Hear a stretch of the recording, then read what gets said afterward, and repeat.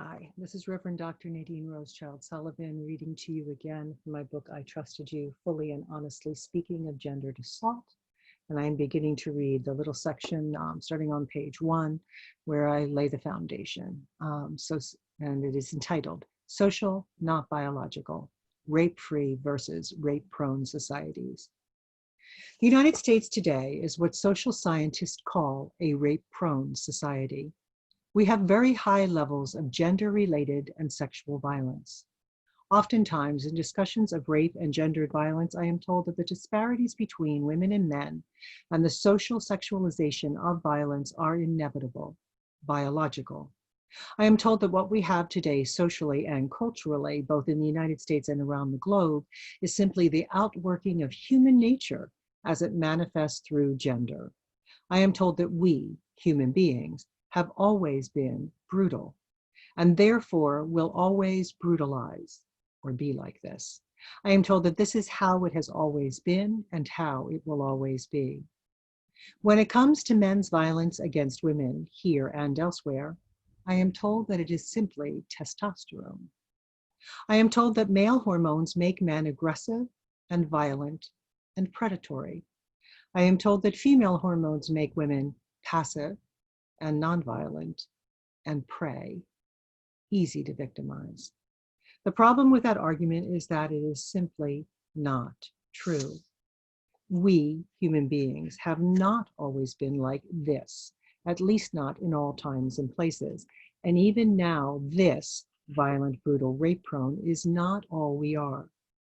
To cite Howard Zinn, the great historian Howard Zinn, from the film You Can't Be Neutral on a Moving Train from 2004. As one author rightly points out, despite our frequent bad behavior, human history is a history not only of cruelty, but also of compassion, sacrifice, courage, kindness. The same author also notes that for things to become better, we don't have to wait for some grand utopian future, because the future is an infinite succession of presents. And to live now, as we think human beings should live, in defiance of all that is bad around us, is itself a marvelous victory. In an undergraduate studies class, I asked students for possible alternatives to gender roles based on male dominance and female submission. One male in attendance answered, well, if men didn't dominate women, then women would have to dominate men. I queried, is there any other alternative? The class fell silent, a long silence. One woman ventured, there is no alternative. This is human nature. It's the way it's always been. To which I replied, there is solid anthropological evidence that this is not the way it's always been. And for that, I am citing Scott Coltrane from his 2005 book, Family Man, Fatherhood, Housework, and Gender Equity, Chapter 7, Gender, Culture, and Fatherhood. So he makes that argument anthropologically, offers all sorts of evidence there. To which I replied, there is solid anthropological evidence that this is not the way it's always been. I should also just take this moment to say that I'm also citing for anthropological evidence Peggy Reeves Sanday from her 1981 book, The Sociocultural Context of Rape, a Cross-Cultural Study, and also, let me see, there are a number of books from her in here. 1996, she did A Woman Scorned, Acquaintance Rape on Trial, and also in 1996, Rape Prone versus Rape Free Campus Cultures. And also she did a book called Fraternity Gang Rape, Sex, Brotherhood, and Privilege on Campus. Anyway, she offers and Coltrane offers. So Peggy Reeves Sanday and Scott Coltrane offer the anthropological evidence. So I said there's solid anthropological evidence that this is not the way it's always been. Can anyone think of any other way things could be, of any other way we could do gender? Finally, more as a question than a statement, one brave woman hesitantly ventured the thought, mutual respect? We could have egalitarian relationships? We have not always been, in all times and places, brutal and prone to using sex as a form of violation. There is solid anthropological evidence that there have been in the history of humankind cultures in which gender has been done very differently than we do gender here. There were, in fact, pre-modern societies before Western imperialism colonized and globalized the world, increasingly homogenizing culture in which it was the women who were aggressive and the men who were passive. There were also cultures in which both females and males were aggressive, or in which both males and females were passive. Both the anthropological and the archaeological records show that there have also actually been rape-free cultures, perhaps even cultures without war or internal tribal conflicts. And for that, I would refer you to a book called When God Was a Woman, or to the work of Maria Gimbutas on the goddess cultures that predominated in prehistoric times that are shown in the archaeological record. I tell the narratives that follow, not because I want to wallow in my pain or the pain of others. I share these memories, retellings, poems, and sociological facts because I have rational, anthropological reason for hope. Human nature has demonstrated the ability to manifest differently in different times and places, even to manifest the best in itself. Therefore, we humans possess the ability to move a culture, any culture, from one that is rape-prone to one that is rape-free. The key is ideology. That's my key argument in this text. The key is ideology. It is ideology, not testosterone, that is making us, that is creating this cultural milieu. And it is ideology that can change it. These other times and places, these other cultures that did gender differently, where there was evidence, where there was no evidence of rape or of violence, and where there is evidence they were rape-free, were different ideologically. They held a different gender role ideology. The generally male violence of our rape and domestic violence prone culture is based in worldview and ideology or beliefs. And ideology or beliefs can be changed, in this case for the better. We began this process of cultural change in the 1970s and since, when those who had been sexually victimized and silenced, young, old, child, adolescent, adult, female, male, transgender, gender nonconforming, intersex, white, Black, Asian, Latinx, First Nations began to stand up and tell their stories. We began this process of moving our culture from victim to survivor, of moving our culture from the culture of being victim to the culture of being survivor, when we began to affirm that the victim is not at fault, that the victim does not ask for or deserve to be abused, and to demand redress of sexual grievances. Our anger has been healing. Our anger has been healing for ourselves, for each other, and for a culture that is still learning not to sweep sexual assault and all forms of interpersonal violence and abuse under the proverbial carpet. I am not looking for a new society in which women dominate men or in which children dominate adults, etc. I am looking for the mutual respect that one smart, young female undergraduate student theorized. Those interpersonal, egalitarian relations based on equity, built not so much on our differences across gender, but on our similarities within gender, on people of all genders and gender presentations being recognized as fully equal members of the human race. If we were to take all known facts about males and females and chart them on a bell curve, one for males and one for females, and print those curves out on transparency film, the bell curves, the distributions would overlap. They would overlap. There'd only be tails hanging out that look different, small tails. Almost all of each curve would lie atop the other. Little tails would extend at either end, giving social scientists the chance to argue that males are better at this and females are better at that. But in arguing about the tails of the distribution, the far ends of the curves, they would miss the point. The overwhelming evidence of the curves themselves, that all gender is overwhelmingly similar, that almost all of each distribution overlaps the other. Any given woman is likely to have more in common with any given man than with another woman.